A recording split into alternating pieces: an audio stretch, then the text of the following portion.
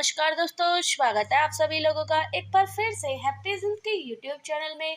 दोस्तों, अगर आप अपनी लाइफ में कुछ नया सीखना चाहते हैं तो चैनल को सब्सक्राइब करिएगा, बेल आइकन को जरूर दबाइए। अक्टूबर 2023 रामनवमी के दिन बस इन वृक्षों को छू कर के चले आना है, तत्काल मिट जाएगी आपकी गरीबी। न केवल आपके जीवन में होगी धन की वर्षा, बल्कि खुशियों से भर जाएगा आपका घर। तो आज की इस वीडियो में हम आपको रामनवमी के दिन किए जाने वाले उन उपायों के बारे में बताने जा रहे हैं, जो अगर आप सिर्फ 23 अक्टूबर 2023 के दिन 2-4 मिनट का समय निकाल करके कर लेते हैं तो मान के चलिए कभी भी आपके जीवन में धन की कमी नहीं होगी।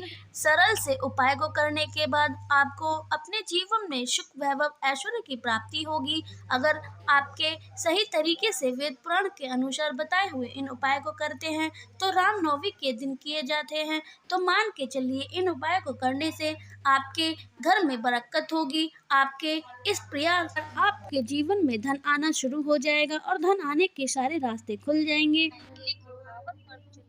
के पावन पर्व में कुछ ऐसे वृक्ष हैं कि देव वृक्ष कहे गए हैं, देवी के स्वरूप कहे गए हैं, माता काली के स्वरूप कहे गए हैं। तो हम देवी देवता का स्वरूप मानकर उनकी पूजा करते हैं। पूजा भी करनी चाहिए। शास्त्र यही कहता है, पौधे मनुष्य को फ्री में वायु प्रदान करते हैं। पौधे हमें ऑक्सीजन देते हैं जो कार्बन डाइऑक्साइड होती है, ग्रहण करके हमें जितने भी नकारात्मक जो होती है वह अपने अंदर स्वयं सोख लेता है, ताजगी महसूस कराते हैं। पौधे स्वयं तेज धूप में तपता है, मनुष्य को वह शीतल छाया प्रदान करता है। पृथ्वी में कुछ ऐसे पेड़ पौधे हमारे धर्म शास्त्र में कहे गए हैं, तो छूने मात्र से बंद किस्मत के ताले खुल जाते हैं, व्यक्ति का भाग्य चमक जाता है। हमारे शास्त्रों में पेड़ पौधे को गुणकारी कहा जाता है। बीमारी का उपचार पेड़ पौधों में ही छुपा हुआ होता है, मिट्टी में छुपा है। स्वयं भगवान श्री कृष्ण ने भगवत गीता में कहा है, पीपल का वृक्ष, पीपल के वृक्ष में के वृक्ष को वृक्ष का राजा कहा गया है। जो पीपल वृक्ष की जो आयु होती है वह सबसे ज्यादा होती है। वृक्ष स्वशक्तिमान पाठ में इसका अत्यधिक महत्व होता है, तो इसलिए भगवान श्री कृष्ण ने स्वयं गीता में कहा है, पीपल के वृक्ष में हूँ। चलिए अभी के दिन कुछ वृक्ष के उपाय के बारे में बताएंगे, जिनके करने से आपके तत्काल गरीबी मिट जाएगी, जितने भी दुख दर्द हैं वह दूर हो जाएंगे। शनि दोष है, दोष तत्काल अपना असर दिखाती है। आज हम आपको इस वीडियो में 3 पौधों के बारे में बताएंगे। तीनों पौधे देव वृक्ष कहे जाते हैं। वीडियो को ध्यान से देखना। अगर आपने आज की वीडियो को मिस कर दिया तो आपको जीवन भर पछताना पड़ेगा। केवल एक ऐसा पर्व होता है, ऐसा समय होता है, 9 दिनों के अंदर आपको ज्यादा पूजा होती है। बस रामनवमी के दिन आपने वृक्ष के बारे में अगर कुछ उपाय कर लिए तो आपके घर में कभी भी धन की कमी नहीं होगी। वृक्ष आपको अपने घर के आसपास मिल जाएंगे। अगर आपने अभी तक हमारे कमेंट सिया राम नहीं लिखा है तो कमेंट बॉक्स में जा करके जय सिया राम जरूर लिखिएगा। करते हैं तो हमारा मनोबल बढ़ता है। आपके लिए अच्छी अच्छी जानकारी, ज्ञान भरी जानकारी आपके लिए इस वीडियो में लेकर आते हैं। हमारे जो उपाय होते हैं बहुत ही सरल से सरल होते हैं, ही आसान होते हैं और यह रामबाण की तरह काम करते हैं। भगवान प्रभु राम के जो बाण होते हैं वह अचूक होते हैं। जो हम आपको वीडियो में जो उपाय बताते हैं वह अचूक उपाय होते हैं, प्रभावहीन नहीं होते हैं, तो इसलिए इस वीडियो को ध्यान से देखिएगा। तो वह 3 वृक्ष हैं जिन्हें हमें रामनवमी के दिन छूकर जरूर आना चाहिए। इसकी पूजा जरूर करें। तो देव वृक्ष में कई प्रकार के वृक्ष होते हैं। अब हम आपको वीडियो में बताएंगे कौन से वृक्ष को छूने से हमारी गरीबी दूर होती है। जो वृक्ष है वह वृक्ष है बेल का वृक्ष।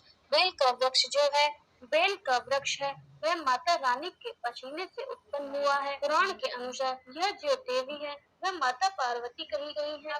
यह माँ दुर्गा देवी के स्वरूप कही गई है। पुराण की कथा में कहा गया है, जो बेल का वृक्ष है पार्वती से उत्पन्न हुआ है। डाली में पार्वती और इनकी जड़ में बेल में विष्णु और समस्त में शिव स्थित है। काल के समय मंदिर के समीप या माँ दुर्गा मंदिर के समीप बेल के वृक्ष है, उसके नीचे घी का दीपक जलाने से व्यक्ति गुणवान एवं प्राकृतिक बनता है। के समस्त प्रकार की मनोकामनाओं की पूर्ति होती है। धर्मशास्त्र यह भी कहते हैं कि नवरात्रि के दिनों में बेल के वृक्ष में माता माँ दुर्गा देवी का ध्यान करते हुए 7 बार छूकर आ जाते हैं तो तत्काल उनकी गरीबी दूर हो जाती है। व्यक्ति जो व्रत रखे हैं उसकी थकान तृष्टि सब दूर हो जाएगी। बेल के वृक्ष के नीचे घी का दीपक जलाते हैं तो इसके आपको क्या लाभ प्राप्त होते हैं, आज हम आपको वीडियो में बताएंगे। जब हम उपवास या व्रत रखते हैं तो हमारे शरीर में ज्यादा थकावट आ जाती है, शरीर में ऊर्जा की कमी होने लगती है, हमें आध्यात्मिक ऊर्जा प्राप्त होती है। शरीर में ऊर्जा की कमी होने लगती है अर्थात हम उपवास में भोजन नहीं करते हैं। ऊर्जा को बरकरार करने के लिए, इस ऊर्जा को प्राप्त करने के लिए बेल के वृक्ष को छूना चाहिए। अनेक महान संत ने बेल वृक्ष के पत्ते को खाकर प्रतिज्ञा की है, कई प्रकार की सिद्धियां प्राप्त की है। धर्मशास्त्र कहते हैं कि के दिनों में अगर वह व्यक्ति बेल के पत्र खाता है, वह लंबे समय से प्रक्रिया कर रहा है, आप सिद्ध नहीं हो पा रहा है, के पत्ते खाने से वह सिद्ध आपको जल्दी प्राप्त हो जाएगा। नीचे घी का दीपक जलाने से हमें शुद्ध की प्राप्ति होती है। इसका मतलब वह है जो आपका कार्य लंबे समय से नहीं हो पा रहा है। नवरात्रि के दिनों में जितने भी दिन हो सके, आपको जब भी समय मिले शाम के समय उसके नीचे बेल का दीपक जलाए। रामनवमी के दिन भी व्यक्ति बेल के वृक्ष के नीचे दूध चढ़ाता है। सिंदूर युक्त गंगा जल चढ़ाते हैं, व्यक्ति की गरीबी मिट जाती है। वृक्ष की जड़ के नीचे तिल चढ़ाते हैं, उस व्यक्ति को सौभाग्य की प्राप्ति होती है। बेल के तीनों वृक्ष में गायत्री देवी कहलाती हैं, जैसे कि महाकाली, महालक्ष्मी, महासरस्वती जो तीन पत्ते हैं, महाकाली, महालक्ष्मी, महासरस्वती कहे गए हैं। एवं एक पत्ते में, दूसरे पत्ते में, तीसरे पत्ते में हीरिंग, तीसरे पत्ते में क्लीन कहे गए हैं। तीनों पत्तों में एम हीरिंग क्लीन लिखकर को सिंदूर से लिखकर चढ़ाना होता है। लिखकर चढ़ाया जाता है तो उसकी तत्काल ही पूर्ण होती है और तत्काल ही उसकी गरीबी दूर हो जाती है और आपकी कोई लंबे समय से मनोकामना हो वह पूरी हो जाती है। आपकी कोई लंबे समय से मनोकामना है, अगर वह पूरी हो जाए तो आप यह उपाय जरूर करिएगा। जड़ में दोस्तों ध्यान से सुनिए, नवरात्रि के दिनों में अगर कोई तांबे की रिंग होती है, हम एक प्रकार की तांबे की जो धातु है से जुड़ी हुई होती है, नवरात्रि के दिनों में इसके जड़ में तांबे की जो रिंग होती है, आप 4 उंगल खड़ करके दबा देते हैं और इसे दबाए रखना है। अगर आप पहन लेते हैं तो वह जागृत हो जाती है, के वृक्ष वह जागृत हो जाते हैं, जो पूजा होती है वह अत्यधिक बढ़ जाती है। इस प्रकार की अंगूठी पहनते हैं तो आपको कभी भी रक्त संबंधी समस्या नहीं आती है, दोष नहीं सताता, राहु की पीड़ा नहीं सताती है, माँ दुर्गा के स्वरूप आप हमेशा सुरक्षित रहते हैं, व्यक्ति की कभी भी अकाल मृत्यु नहीं होती है।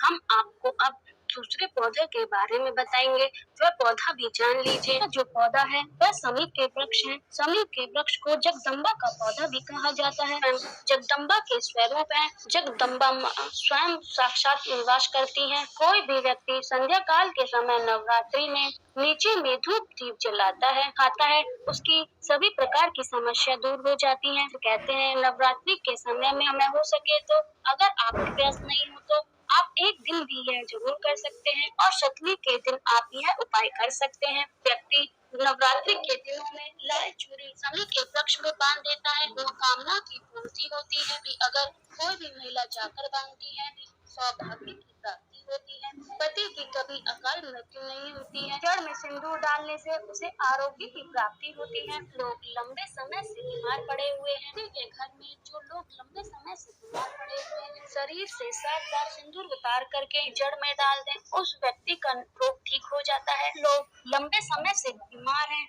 या फिर बीमारी से बचना चाहते हैं तो इसकी जड़ में सिंदूर जरूर डालें। पूर्ति करने के लिए मैं आपको एक मंत्र बताने जा रही हूँ, मंत्र को बोलते हुए समी के वृक्ष को छूना है। काल नवरात्रि के दिनों में इसका रिजल्ट देखना ही नवरात्रि समाप्त होगा, आपकी जो मनोकामना है वह पूर्ण हो जाएगी, कि जो दरिद्रता है वह दरिद्रता समाप्त हो जाएगी।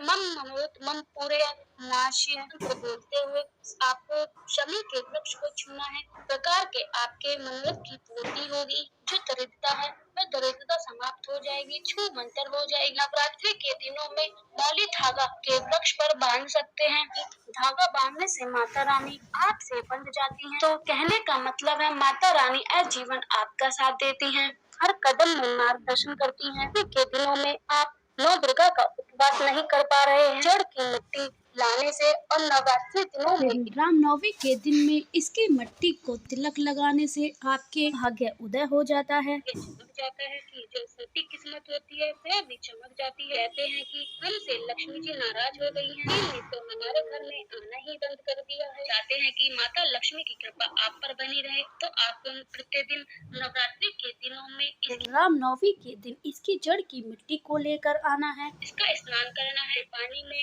डालकर शुरू कर दीजिए तो दूर हो जाएंगे। आपके शरीर में कोई भी पीड़ा है, शक्ति आपके शरीर में प्रवेश कर गई है तो वह भी समाप्त हो जाएंगी। तीसरे क्रम में अब हम वृक्ष के बारे में बताएंगे। इसे देव वृक्ष भी कहा जाता है। जो वृक्ष है वह है परिजात का वृक्ष। का वृक्ष समुद्र मंथन से उत्पन्न हुआ था। देवराज इंद्र वंश में स्थापित किया गया था।